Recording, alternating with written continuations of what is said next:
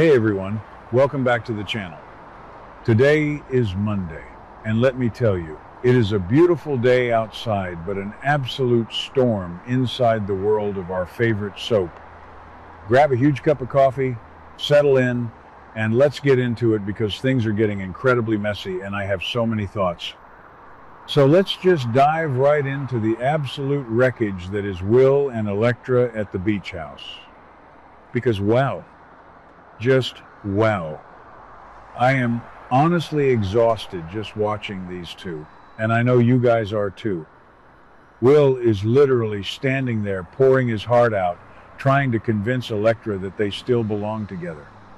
He is desperate. You can see it in his eyes. He is just pleading with her to see reason. And he's bringing up all the obstacles, right? He's like, if we can just get past the family drama, if we can just move past the whole Forrester versus Spencer toxic history, we can make this work. And then he brings up the sofa scandal.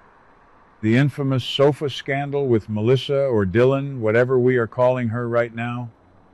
And he's basically saying, look, if you can forgive the fact that I spent the night on a couch with another woman, we have a future. He wants her to just focus on them. Just the two of them as a couple. But let's be real for a second. Let's just zoom out and look at the absolute hypocrisy of Elektra Forrester right now. She dumped him. She looked him in the eye and said they were never, ever getting back together. But the second he finds a shred of comfort with someone else, even if it was just a few kisses and passing out on a piece of furniture, she acts like he committed the ultimate betrayal. It is so frustrating to watch. But then there's this shift in the scene. There is this really heavy, miserable moment where they both just stop fighting. The air just goes out of the room. Will and Elektra finally look at each other and they realize that it's over. It is actually, truly over. The relationship is dead. And they are trying to accept it, but they are both just so incredibly miserable. You can feel the heartbreak radiating off the screen. Why do they do this to themselves? Why do the writers do this to us? We invested so much time into this pairing, and now it's just crashing and burning because Elektra can't let go of her Forrester pride. Maybe I'm being too harsh on Elektra. I mean, I know Will has that aggressive Spencer side. He can be a lot to handle, and maybe she was genuinely scared of how intense he gets. Okay, wait, no, I take it back. I am not being too harsh. She is being ridiculous.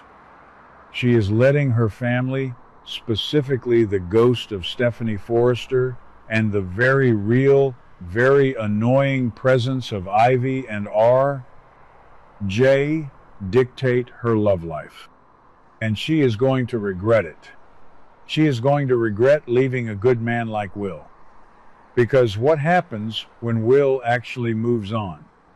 What happens when he takes that Spencer aggression and channels it into a brand new romance with Dylan? Fans are already speculating that Will might just impulsively propose to Dylan right in front of Elektra just to prove a point. And honestly, I would love to see it. I would love to see the look on Elektra's face when she realizes she pushed him right into someone else's arms. And speaking of Dylan, Will is just so blind right now. He is completely unaware that Wyatt is out there doing a full-blown private investigation into Dylan's past. Because Dylan is hiding massive secrets, you guys. Her parents are coming to town, they are connected to Bill Spencer, and this whole thing is a ticking time bomb. Will is trying to heal his broken heart with a woman who is built on lies, while his ex-girlfriend is probably going to run off with Jay Forrester. It is a complete and utter disaster. Okay, let's switch gears. Because I cannot talk about the younger generation anymore without pulling my hair out. Let's talk about Finn. Oh, Finn. Sweet, naive, incredibly frustrating John Finnegan. What is going on inside this man's head? So Finn sends an SOS to Lee. He reaches out to his adoptive mother because he needs advice about Sheila. And right off the bat, I'm like, why Lee? Have we forgotten that Lee was just sitting around listening to Sheila complain a few days ago? Lee has somehow forgiven the woman who literally ran her off the road into a fiery, watery grave. But anyway, Finn calls Lee, and Lee admits that Sheila came to her looking for help. Sheila wants time to bond with the family, and Lee says she told Sheila she couldn't do anything. But then Finn drops the absolute dumbest idea I have ever heard in my life. He explains to Lee that he thinks they should appease Sheila. He actually thinks that if they just toss Sheila a bone, if they give her a few supervised visits, it will be better for everyone. He thinks it will calm her down. I can't. I literally cannot with him right now. Did he forget the alley? Did he forget that Sheila pulled a gun, shot his wife, shot him, and left them both to bleed out in a pile of garbage? How do you give supervised visits to a psycho who tried to murder you? It makes no logical sense. It is so clunky and forced, but it perfectly fits Finn's weird blind spot when it comes to his birth mother. He just doesn't get it. He never gets it. Thank God for Steffi. Honestly, Steffi is the only one making any sense in this entire storyline.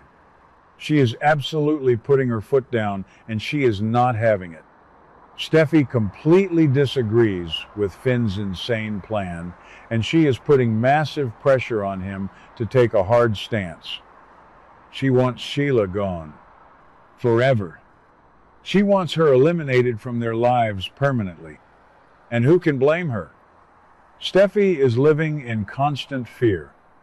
She is terrified for her children, she is terrified for herself, and her husband is basically trying to invite the monster over for tea.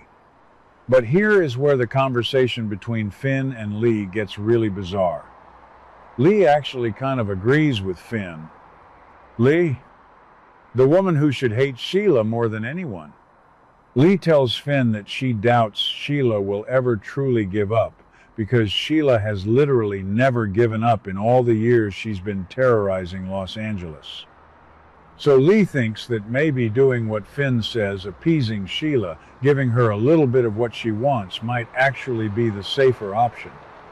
It's this twisted logic of keep your enemies close so they don't blow up your house. But this is Sheila Carter we are talking about. You don't appease Sheila Carter. If you give her an inch, she takes a mile. She takes the mile, and then she burns the whole city down. Have these people learned nothing from history? Have they forgotten what she did to Taylor in 2002?